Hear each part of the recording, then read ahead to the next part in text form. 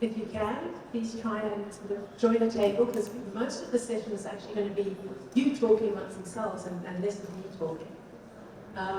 But yeah, thank you so much for joining us for this towards a shared climate and health maturity model.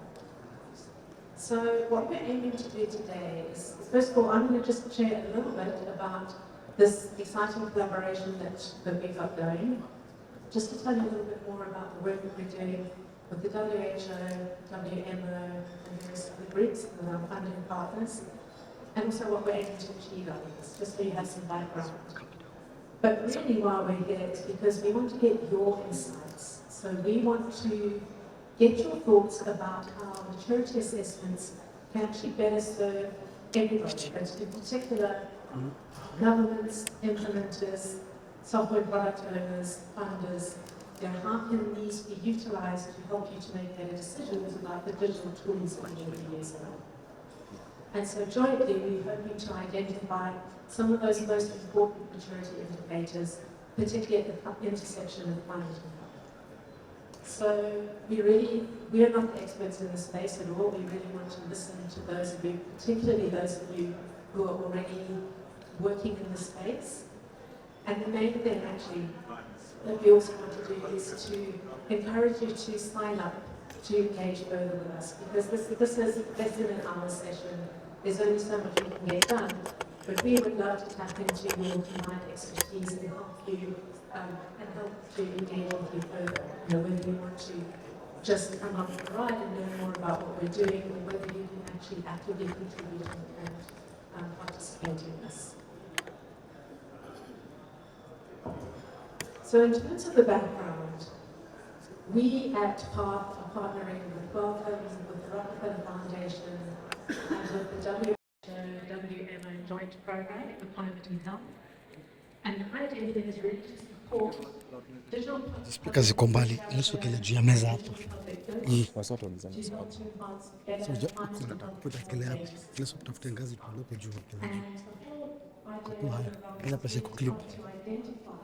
And then also to promote, to share knowledge around these digital health tools.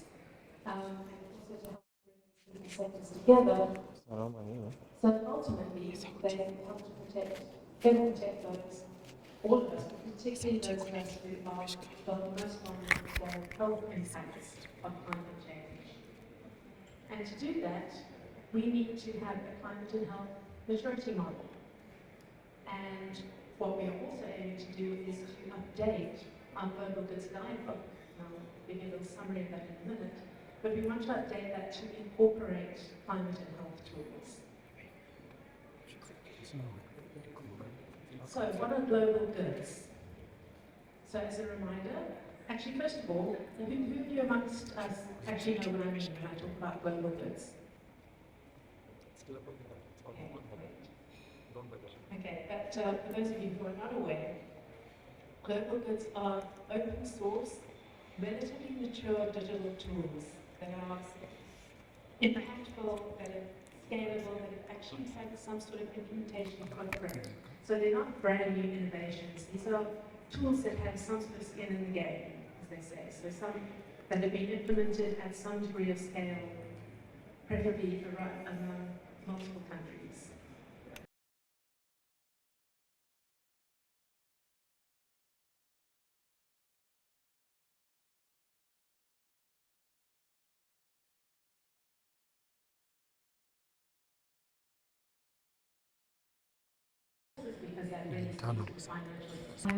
Global Goods Guidebook that was launched around about this time last year.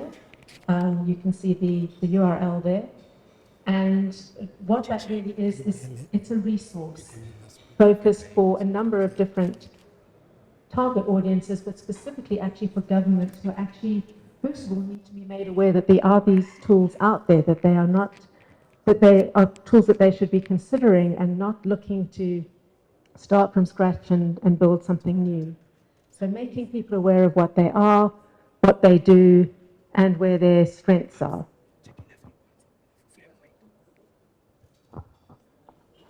So why do maturity models and maturity indicators matter? So really, we use the maturity model that Digital Square curates. And just to say, it's not a Digital Square model. This is something that we curate on behalf of the much broader global digital health community. And we've had several iterations of it. There's the software maturity models version 6, and we're about to update it again. And we have a new content maturity model. And that's because, you know, we're in a changing environment. So things change, software changes. This is why we have these maturity models that we continue to utilize. And one of the ways in which we utilize it is that to become part of the Global Goods Guidebook, to be a recognized global good, you need to actually fill out an application, and the curator of that software or that content, they need to actually do a self-assessment using this maturity model. And then it goes through a pretty robust process. And what that is we have a peer review committee, and again, that's made up of a whole range of different people from different disciplines, different viewpoints, different geographies. And those peer review committee members, they look at the applications, they use the model as a means of assessing, and then they look at the evidence that's been provided. You know, for example, to say, you know, we have user documentation available, then you will need to provide the links to that and copies of that documentation. So really it's intended to provide a very objective, a very practical approach to help to evaluate maturity of digital tools. The other thing where it's actually really useful is to be able to highlight areas of improvement. So both for funders, but particularly for product owners themselves who do these self-assessments, to understand actually what it is that people are looking for and what's important to them, and to see where they might need to enhance their tools.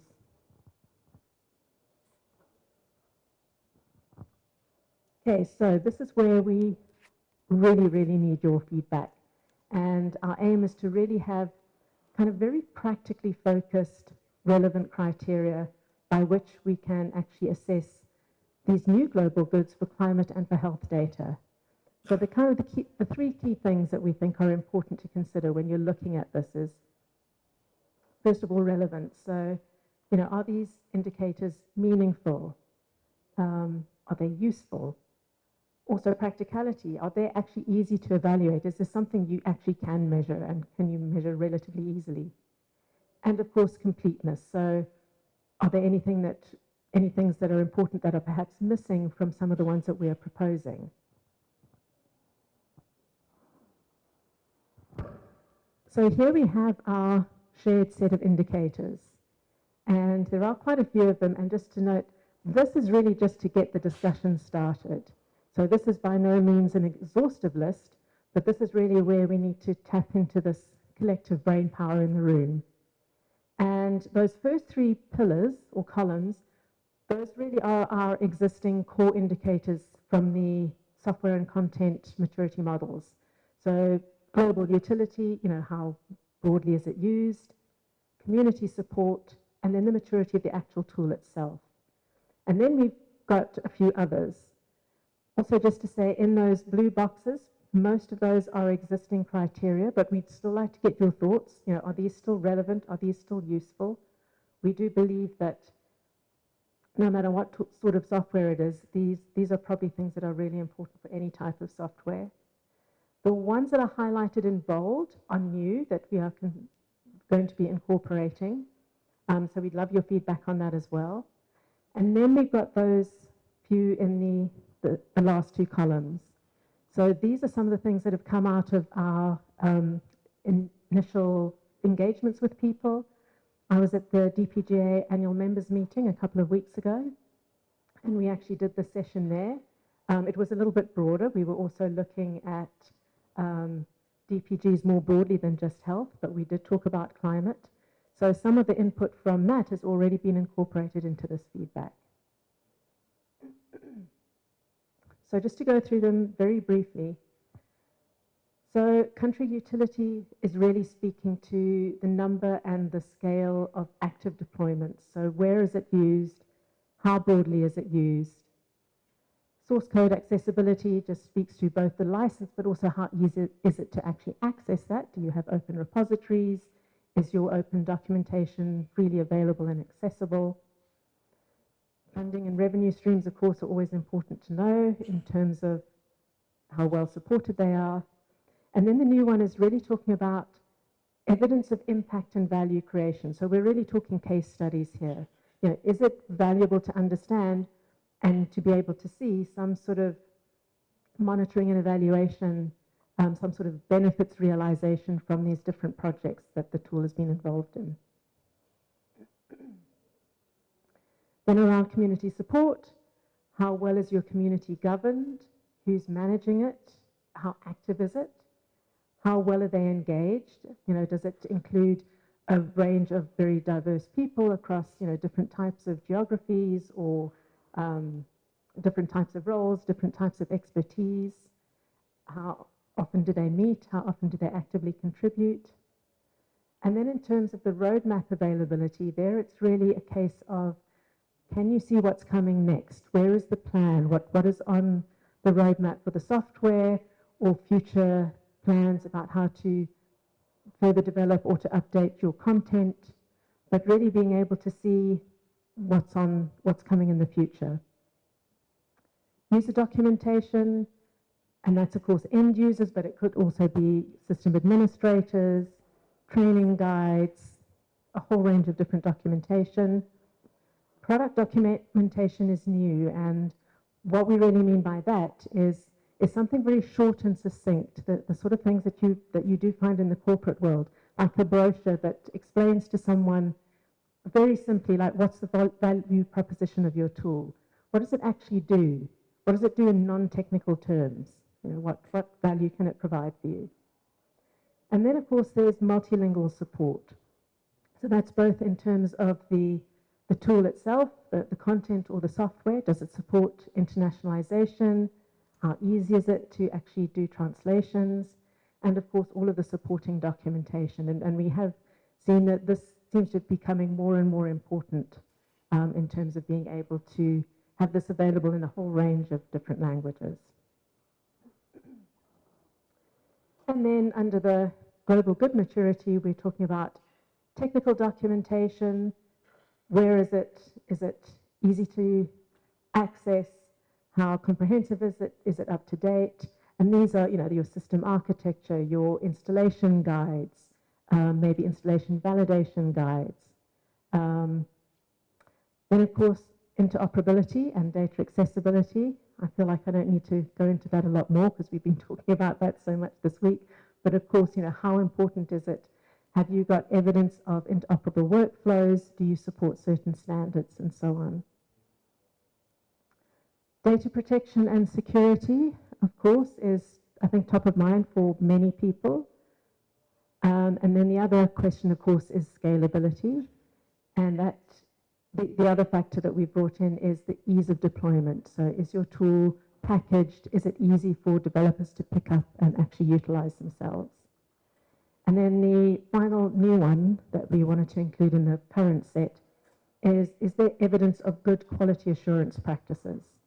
You know, is there, again, is this freely available in terms of what your practices are? What are the results?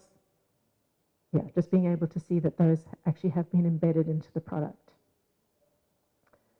And then in terms of some of the new ones, we've got modeling capabilities. Does it support automation and workflow management? Configurability, and you could probably also include customizability in there. But configurability just in the sense of really not having to make major adjustments, but to be able to do it through a user interface, ideally by someone not very technical. Then we're also looking at things like energy consumption. And I think this really relates a lot, particularly to AI models, but maybe it applies to other things as well. You know, how much energy does your tool actually utilize? And of course, has anyone considered things like, what is the carbon footprint of your tool deployment? Are there any ways that you could actually make it better? Then, of course, we've got some other ones that were highlighted as being important, which are, you know, how well adapted is it to low infrastructure requirements? So being able to operate in an offline mode with low power and connectivity and so on. And also, what about the user experience and the user interface? How well is that designed? for anyone, but particularly for those users with low digital literacy. And then ethical transparency. And I'm sure there are many, many more as well. But that's what we're starting with. And that's what we're going to get you to actually now start discussing in your groups. So how this is going to work. So in your tables, what we'd really like to do is stimulate some discussion. We have a Mentimeter that I'm going to put up on the screen in a minute. And we're going to go through basically these 5 different questions. So we'd like to get your thoughts, and we really want you to be able to answer on the Mentimeter. So we also encourage you, if you have additional thoughts, something that you really want us to know, please feel free to use the pens and paper on the table to add additional notes, and we'll come and collect those later. And we'd also like you to encourage, much as this is a group discussion, to also just, if you've got your phones handy, to enter your own feedback as well. But these are the 5 things really that we want to know. And the first one is pretty broad. You know, what barriers exist in order to be able to integrate climate and health data? You know, what are you aware of that are specifics? What are you aware of that is just generally a barrier to interoperability and integration generally? And then we're going to put up on the screen the 5 top core indicators. Then we want to think about new ones, what's missing, and then also maybe what's not useful. What are things that you actually really don't care about very much? So,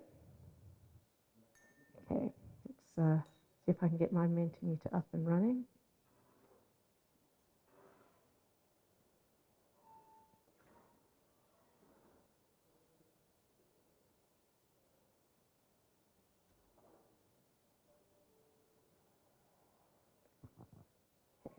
Go back to the beginning. Okay, so the first one, and I'm going to ask Abby to help me just keep time on this, but maybe about 5 minutes or so we want to spend on this one. What barriers have you encountered when integrating climate and health data?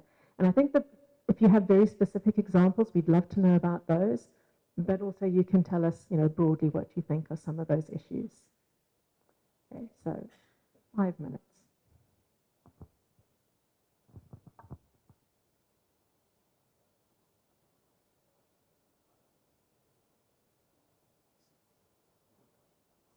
Is it literally the difficulty of connecting to be able to access that data?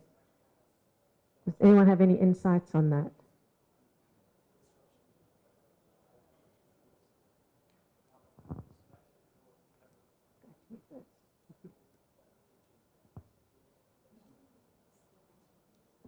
Thank you. I'm coming late, but before responding to the question, whether the data related to the pollution of, for example, PM 2.5 is also part of the climate data?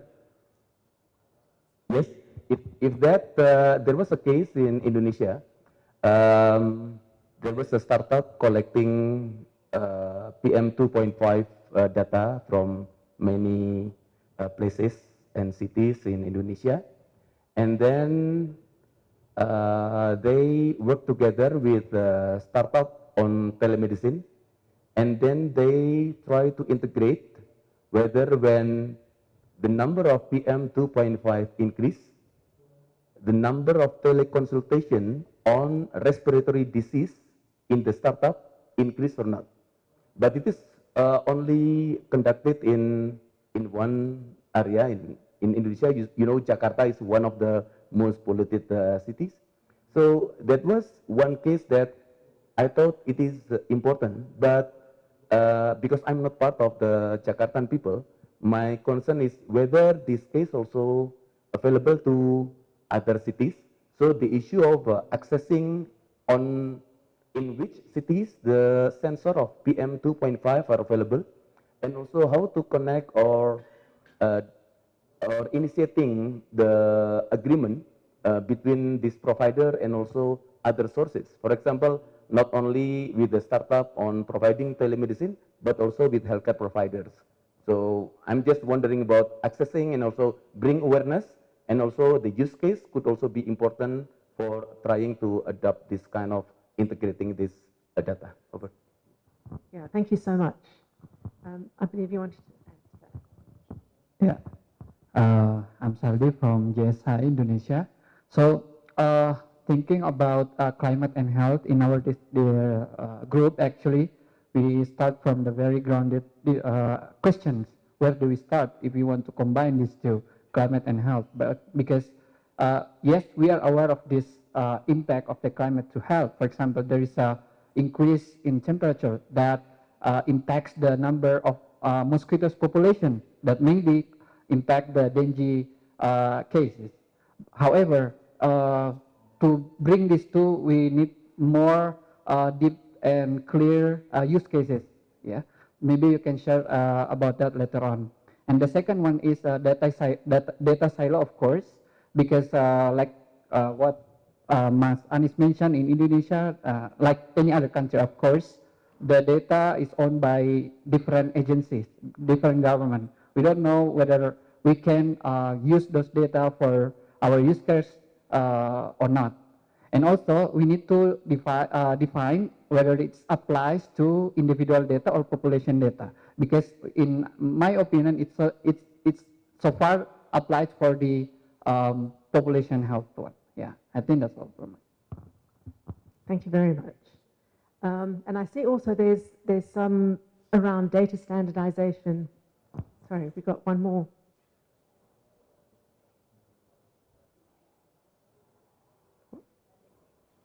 Oh, sorry. Thank you. I mean, I haven't practically ever worked with climate data and health data together, but from the query, it seems to me that when you're doing data capture at the health data level, location is, I mean, it varies. And in the Indian context, we at least know what's the village, and sometimes the health facility, and those can be kind of geocoded.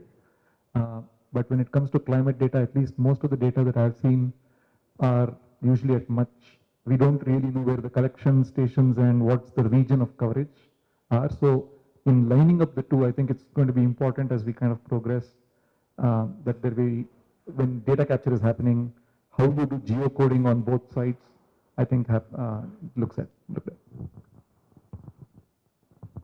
Yeah, thanks. Yeah, and as I was saying, you know, I know data standardization has come up as well. And just to mention, one of the other things that this work is aligning with, just so you, again, understand it's not really happening in a vacuum, but there is work going on with the WHO and ITU around data standardization in the space. Similarly, there's the Digital Health and Interoperability Working Group on Climate and Health is also doing work around that. So we are collaborating with others to try and, again, not do things in silos.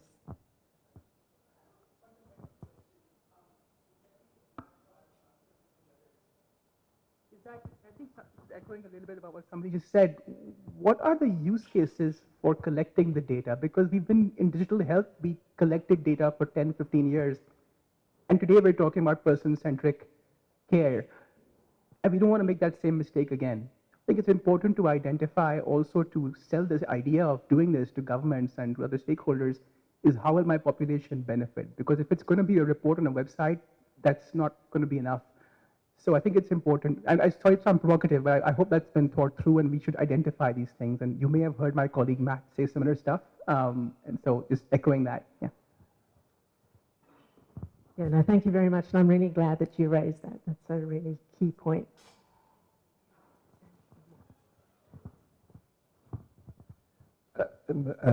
Yeah, just building on that comment, I mean, I think what we were discussing was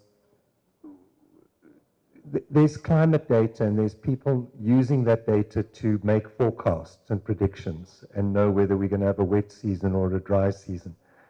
But that data isn't coming through to the health ministries in order to say, okay, you're heading for a wet season, likely increase in malaria cases, get your act together, start doing your preventive activities. So that data is there, but the two groupings are not actually working together. So I think, you know, before we even start talking about data interoperability and harmonization, those groupings need to actually get together within a country and And yeah, let me stop there. Thank you. Point very well taken. Okay, so in the interest of time, I am going to move on to the next question.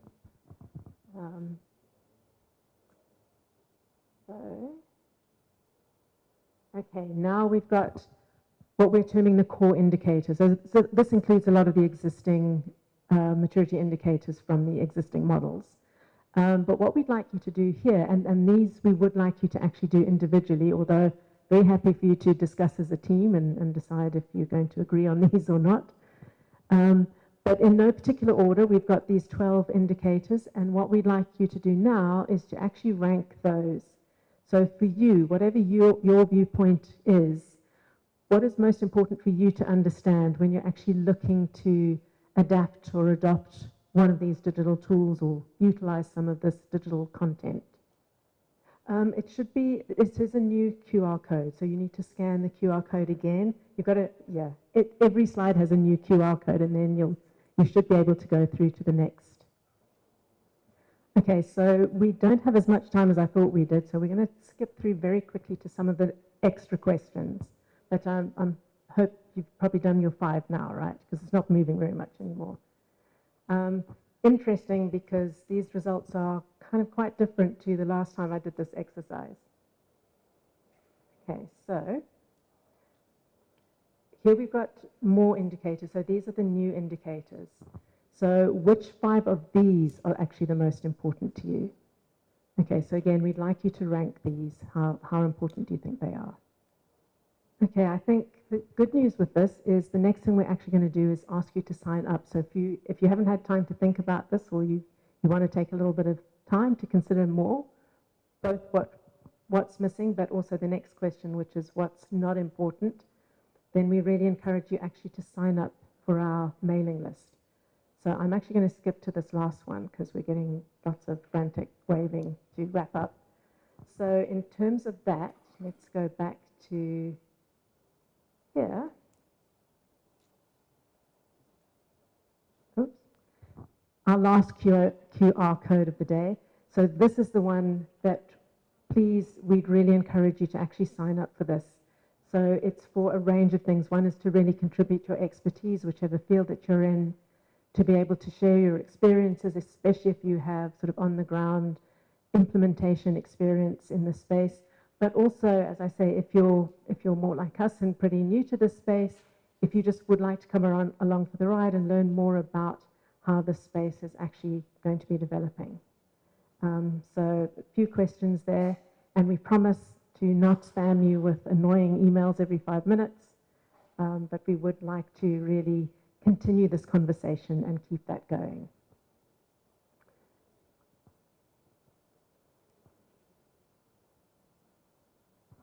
I just want to add, if you're a member of a working group in your country, a technical working group or a community of practice that is bridging climate and health, I'd really like to follow up with you specifically. So please do fill in the QR code, and I would be the one to send you an email to reach out. We'd like to make sure that we're getting your voices in these larger conversations. It's really important. So please do add your name to the QR code. Thank you. Right, thanks. And the final thing, just to add, is there is more for, and I know many of you are actually going to GDHF as well, so come to our next sessions. So there is a climate and health plenary, which is going to be 9 o'clock on Thursday. Please join us for that, and you'll hear a lot more about actually what this initiative is aiming to do. And then we also have a working session that's going to be on Friday morning, 11:30 to 12:30. And that's, again, looking at a typology, so looking at standardizing data standards for climate and health, and how do we do that, and how do we start to think about those use cases that were mentioned. There is a specific climate and health track at GDHF this year, and we know that there are over 20 abstracts that have been submitted and that are available there. So, yeah, this is just the beginning. We hope to see it all of the next sessions. Okay, thank you.